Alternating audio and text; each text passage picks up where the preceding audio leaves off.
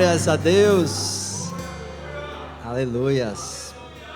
A paz do Senhor, amada igreja. Amém. Chegamos ao 11º dia. Tem fogo aí ainda? Eita glória! Christian soltou ali. Meus irmãos, para eu não me delongar, já quero que você abra sua Bíblia em um livro que Deus colocou no meu coração para esse tema dessa noite: governo contra governo. Abre lá comigo no livro de Gênesis, no capítulo 11.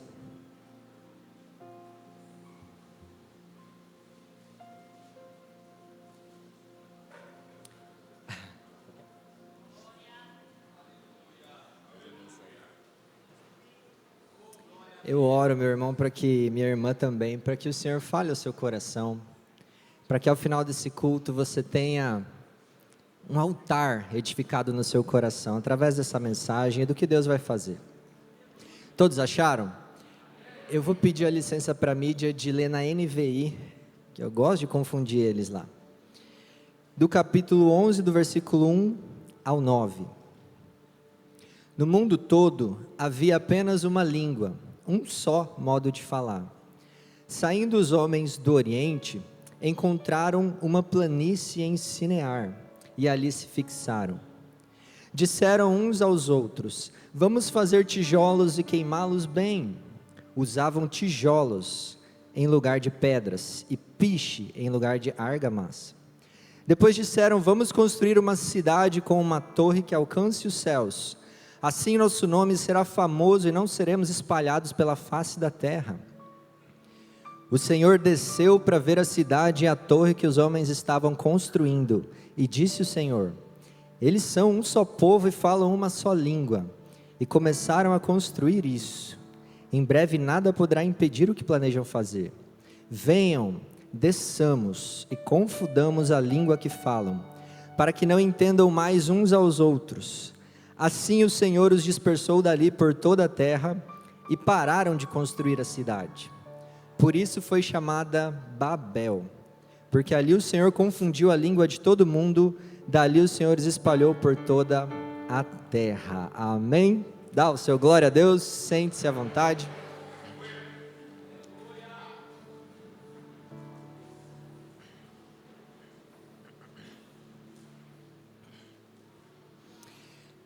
Meu irmão, o texto que eu li, ele trata de uma história que todos nós conhecemos, todos nós já ouvimos falar, e desperta muita curiosidade. Mas eu queria comentar um pouquinho sobre o fundador de toda essa história. Porque a Bíblia diz no texto que eu li com vocês, que eles se assentaram na terra de Sinear, e lá pararam. E alguém na terra de Sinear resolveu se rebelar contra o Senhor. Esse alguém se chama Nimrod. A Bíblia vai dizer no capítulo 10, um capítulo antes desse que nós lemos, que Nimrod era um poderoso caçador. Eu quero ler para você. Cush foi o pai de Nimrod, o primeiro poderoso guerreiro na terra. Ele foi um valente caçador diante do Senhor, por isso disse: como Nimrod, um valente caçador diante do Senhor. Preste atenção agora. No início, o seu reino abrangia Babel, Ereque, Acade e Calné, na terra de Sinar. Dessa terra ele partiu para a Síria, onde edificou Nínive. Eu acabei de falar para vocês de um cara que tem o currículo, um dos currículos mais pesados do Antigo Testamento.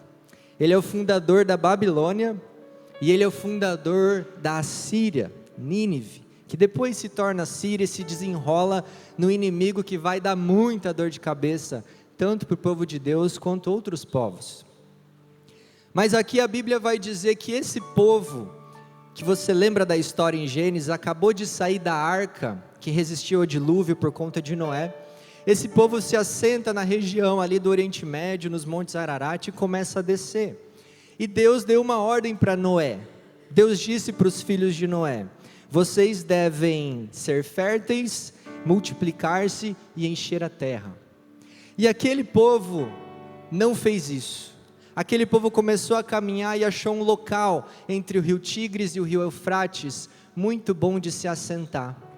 E uma voz no meio desse povo começou a lançar sementes no coração, dizendo: vamos ficar por aqui, vamos construir para nós uma cidade, com uma torre que alcance os céus, assim nosso nome ficará famoso e não seremos espalhados por toda a terra.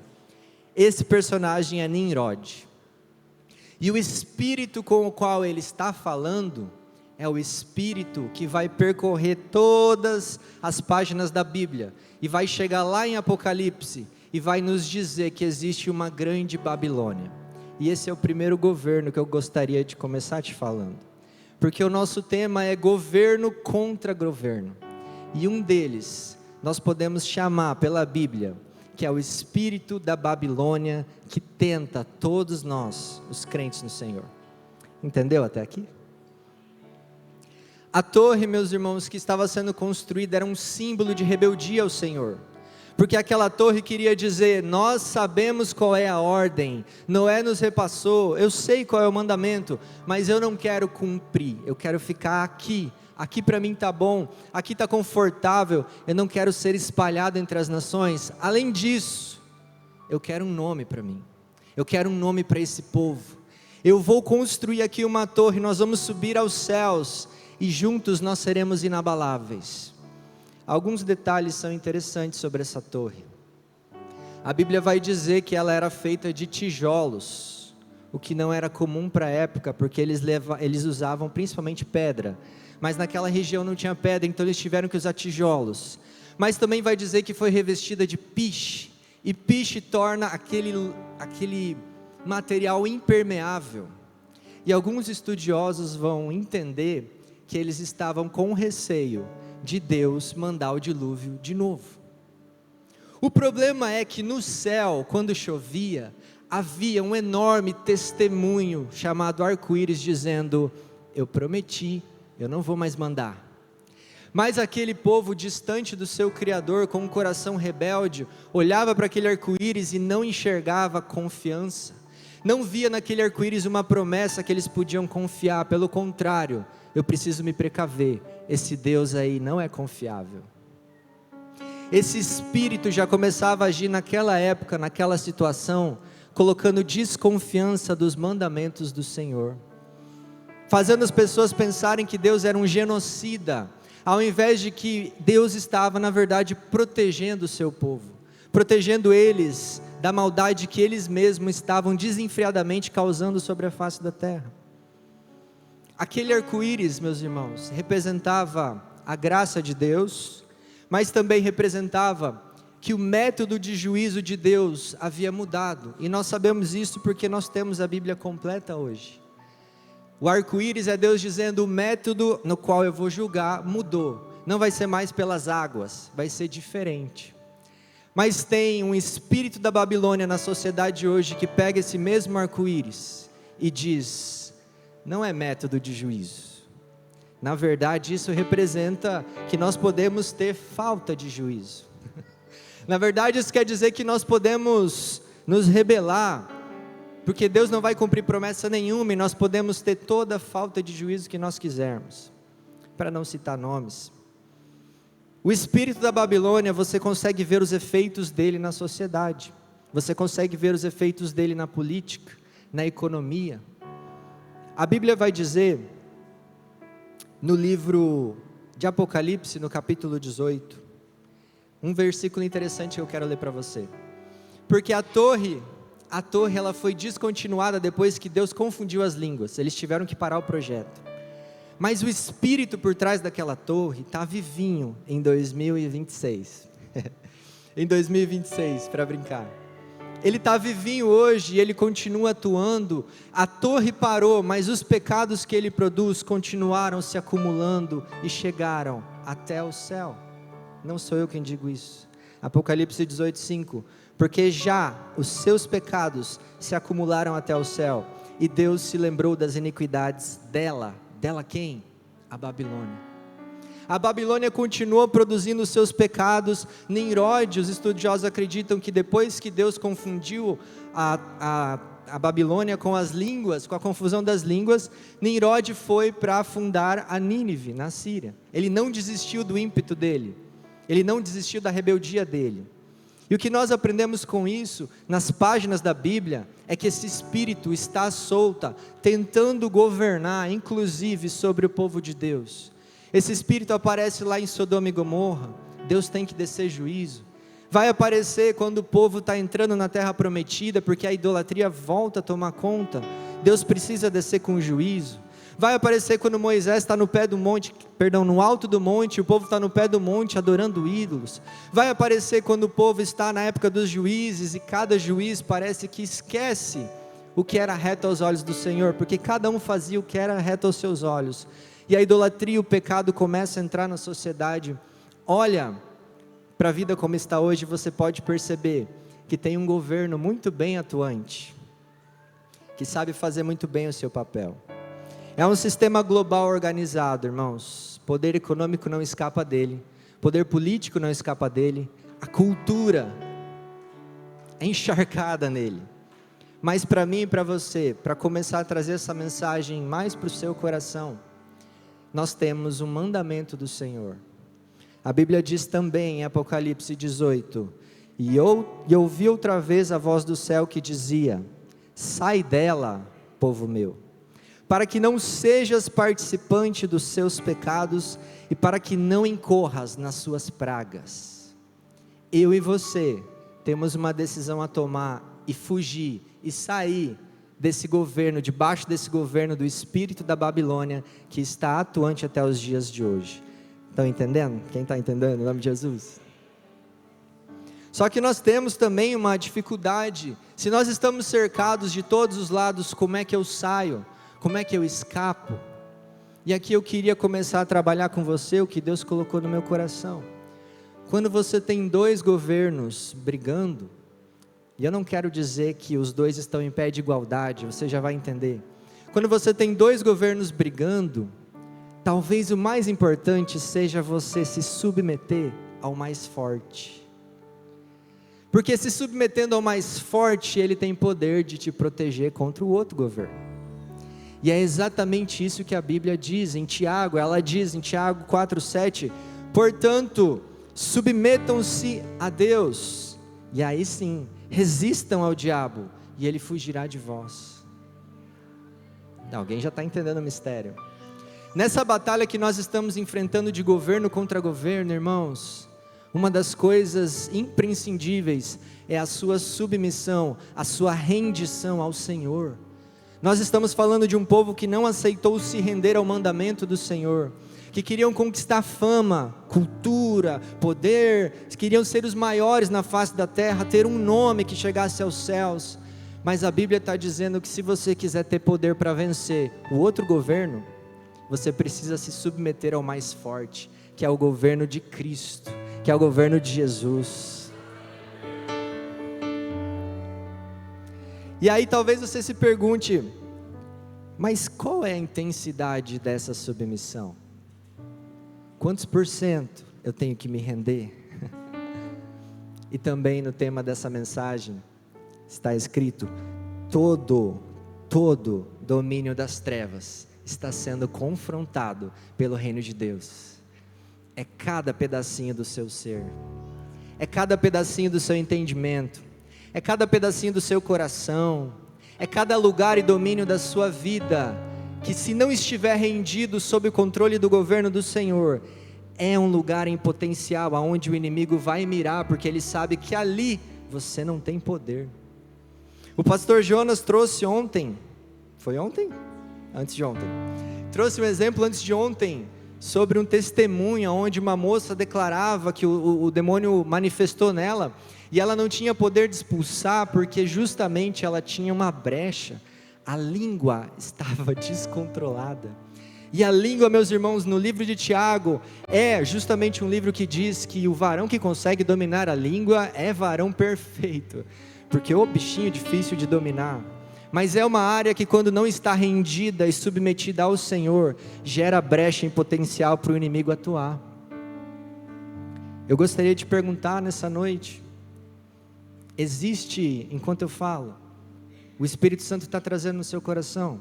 Alguma área no seu coração, na sua vida, que está fora de controle? Que a Torre de Babel está subindo incontroladamente, que está longe do que Deus queria, e você sabe disso? Você já vai entender o porquê essa mensagem talvez não faça você dar glória. Você já vai entender o porquê Deus me mandou trazer essa mensagem, que é uma mensagem que gera um pouquinho de posicionamento. Você já vai entender. Mas antes, reflita se tem alguma área na sua vida que não é o Senhor que está no governo. Um lugar onde você diz: aqui quem governa sou eu, não é o Senhor. Ali tem o governo errado atuando. Nós precisamos refletir na sua língua, na sua mente, no seu bolso. Lembra do jovem rico? Senhor, como é que eu faço para ir para o céu? Você sabe os mandamentos: honra teu pai, tua mãe. Senhor, eu tenho feito tudo isso desde a minha mocidade. Mas tinha uma área que te falta. Vai e vende tudo e dá aos pobres. E ele sai contrariado, porque Jesus tocou na Torre de Babel que ele não queria entregar. Se você quer vencer a guerra contra o espírito da Babilônia, você precisa lutar para render todo o seu coração. Foi Jesus quem disse: ame ao Senhor, o seu Deus, com todo o seu coração, com toda a sua alma, com todo o seu entendimento e com todas as suas forças. E é para parecer uma tarefa impossível, porque você já vai entender o final da mensagem, eu já chego lá. Mas se está parecendo, como é que eu faço isso? Tem resposta. O que eu queria trabalhar com vocês, irmãos, é que nessa intervenção que Deus faz na Torre da Babilônia, e diante dessa missão que nós temos, de derrubar essa torre, de não deixar nenhuma delas levantadas no nosso coração, a Bíblia diz que o Senhor intervém e gera uma confusão nas línguas, e o povo precisa descer da torre. Só que, pensa aqui comigo, quando o povo começa a descer da torre, existia uma confusão de línguas, e isso fez com que eles obrigassem-se a aprender uma nova língua. Eles se conversavam, se entendiam, mas a partir do momento que tiveram que descer, foram obrigados a parar o projeto, e foram espalhados, eles foram obrigados a aprender uma nova língua. Deus está falando com alguém aqui: você precisa descer dessa torre e aprender uma nova língua.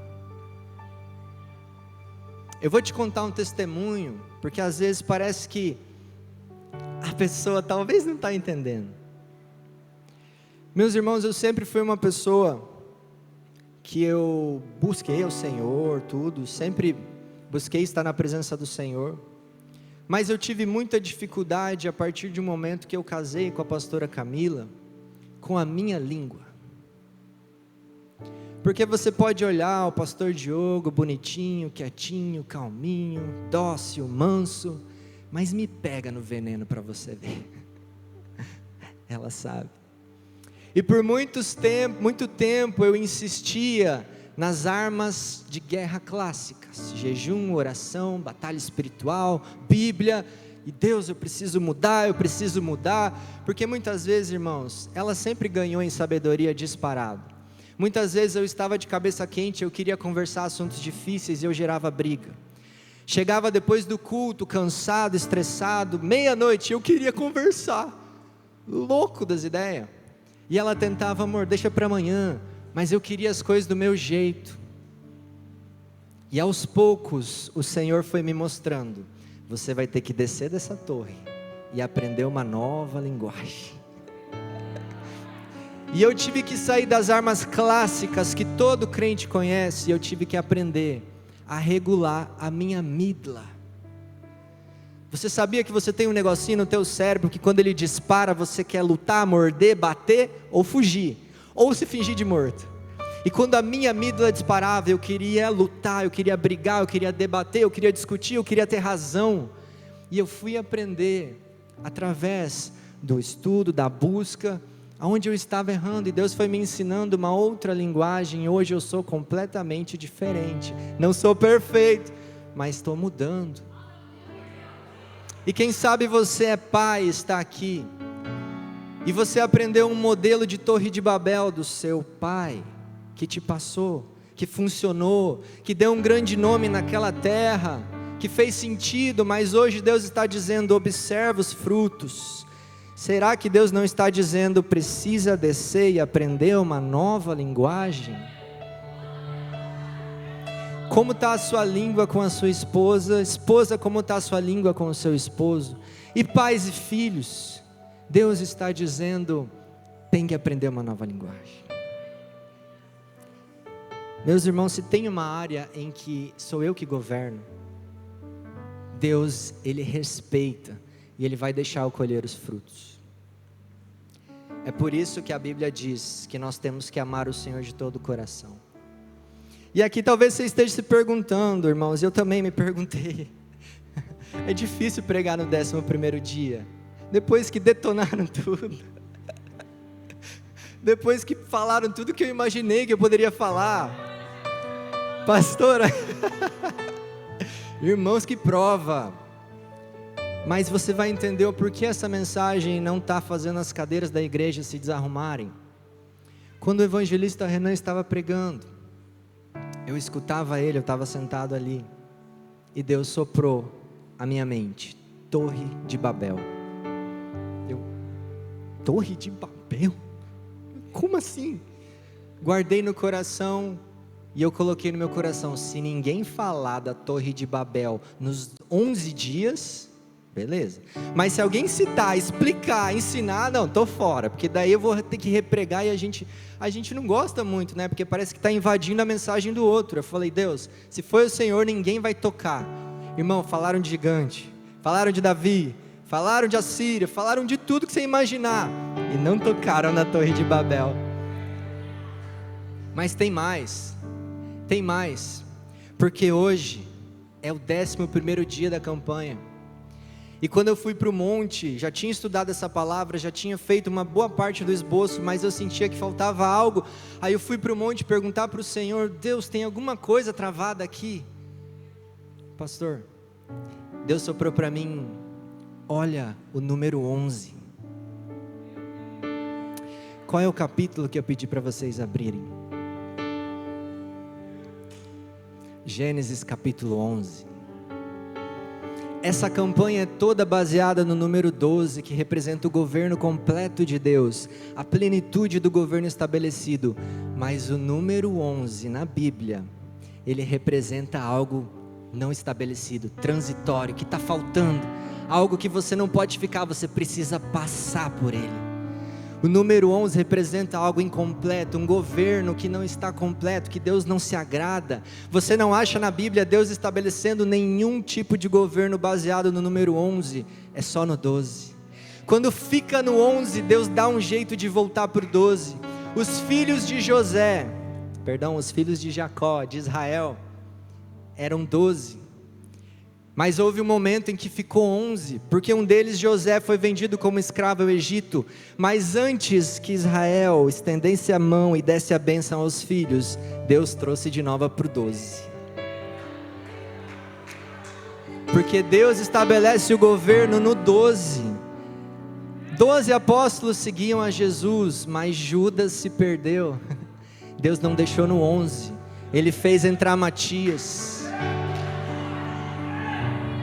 Sabe por que essa pregação no 11º dia está com esse tom? Porque um dia antes de estabelecer o governo, Deus chama o povo para santificação. O pastor Jefferson,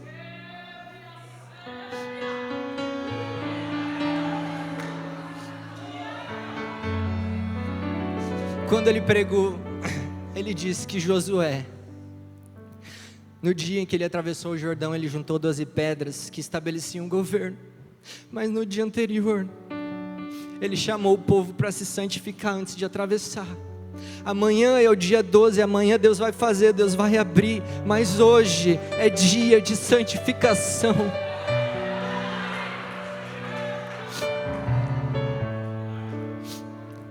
Josué capítulo 3, versículo 5, Josué ordenou ao povo: santifiquem-se, pois amanhã o Senhor fará maravilhas entre vocês.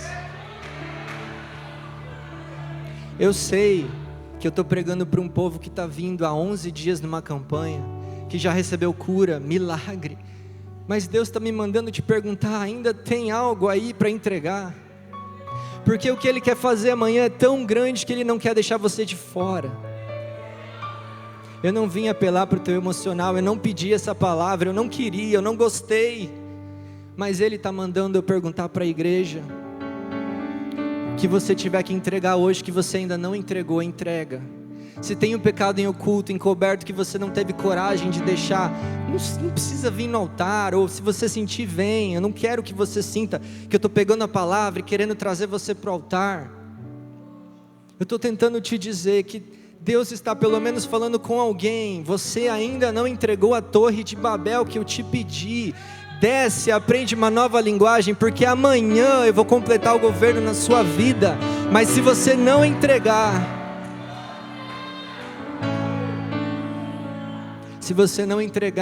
quem governa é o outro. Como você quer estar em 2027, se essa igreja fizer a mesma campanha? Avança no tempo comigo. Paz do Senhor, pastor Diogo. E aí, irmão, como é que foi o seu ano de 2026? Os 12 primeiros dias foram top. Ué, mas por quê? Porque depois que acabou a campanha, eu comecei a voltar nas práticas, nos pecados. Parece que nada mudou. Você quer estar assim em 2027 de novo?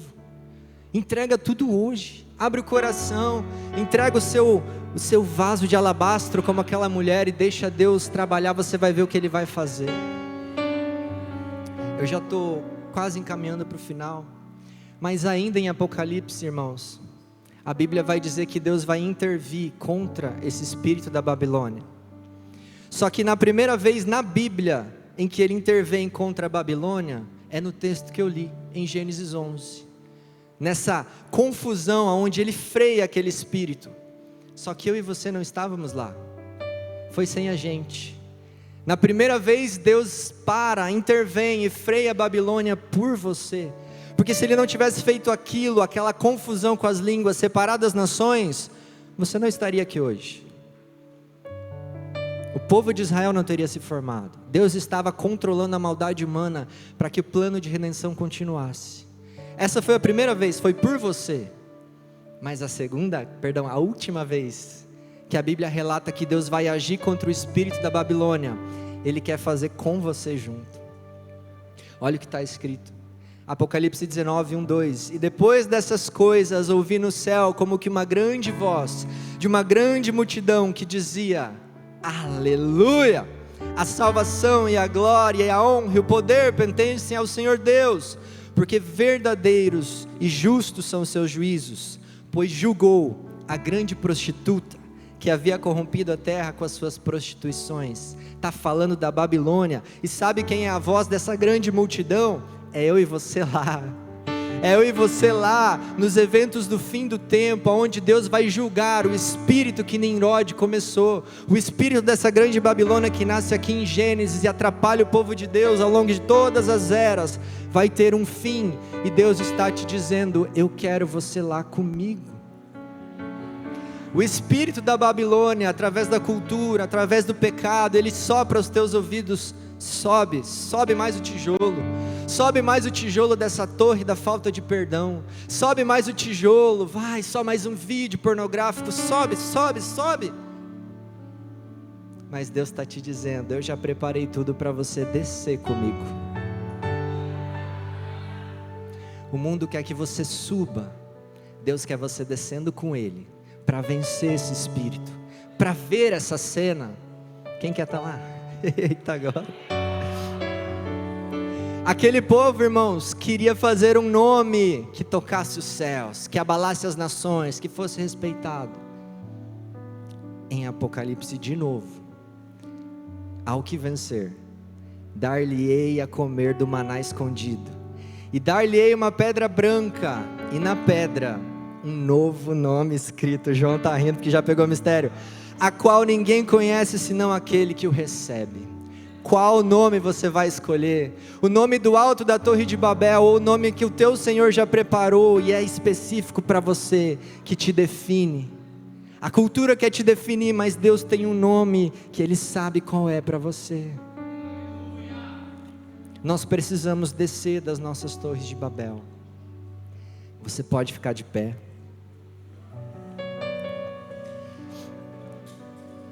Quem sabe nesse momento, enquanto eu preguei, você sentiu que você precisa descer de torres, aprender uma nova linguagem, mas você não tem força. Mas você acha que é impossível esse grau de comunhão com o Senhor? E eu quero te lembrar, meu irmão, que Deus, e presta atenção aqui em mim, não dispersa aqui agora não. Eu quero te lembrar que na Torre de Babel ninguém conseguia freá-la, mas o Senhor desceu e interviu. Cristianismo não é o homem subindo a Deus pelas suas próprias forças, é Deus descendo enquanto nós ainda éramos pecadores e intervindo. Talvez você sinta que Deus não te ama e você pensa, eu não vou à frente, eu já tentei, eu não sinto que Deus me ama, não tenho nem referência de pai, mas esse Jesus morreu por você quando você nem ainda existia. Eu perguntei para Deus no monte, eu falei, Senhor, se eu falar que o Senhor vai descer e intervir naqueles que se propuserem a clamar, o Senhor faz, e eu senti a presença dele, irmão. Aí vai da sua fé. Se você tem alguma torre para entregar ao Senhor, esse é o seu momento. Eu gostaria de te convidar e nós vamos orar por você.